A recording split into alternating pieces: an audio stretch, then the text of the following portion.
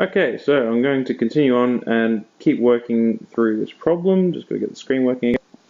Okay, hopefully that's fixed the problem. Seems it hasn't. Righto. Okay, finally got the screen responding again. So, one of the nice things about calculating these values for continuous distributions is that, well, if we want to do e of x squared, all we need to do is the integral between 0 and 1 of x squared times f of x dx. So you see this value, the part of it that goes in front of f of x, we just make that whatever it is that's in the brackets here. So we could do e of, in theory, any function whatsoever and just put it in front of the f of x there. So that's going to be the integral between 0 and 1 of, now our original function was 4x cubed, so it becomes 4x to the power of 5 dx, which when we anti-differentiate that, becomes 4x to the 6 on 6, which is just 2/3 x to the 6 between 0 and 1. And so following through the working out with that, that's equal to, now the 1 again is going to give us a value, but the 0 won't, so I'll just ignore that 0, and it's going to just be 2/3. So to calculate the variance, that's equal to sigma squared, and that is e of x squared, which is just 2/3, minus e of x all squared, which is 4/5. So that's 4/5 all squared.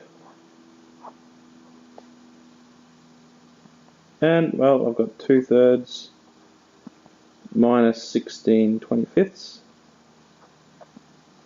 I'm just going to make these both out of 75, so multiply this here by 25 over 25, I get 50 out of 75.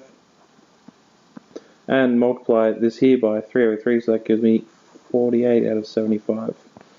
And in the end, the variance there is just going to be equal to 2/75, which is quite small. And now that we have that, we can calculate our standard deviation. So sigma is equal to the square root of 2/75, which really doesn't work out all that nicely, so I might actually just leave that like that, or I could alternatively use my calculator.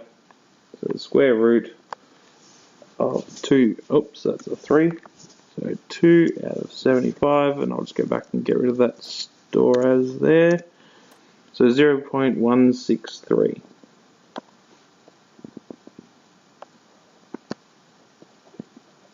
And there we have it, the standard deviation. Right, that's a fair bit of working out there.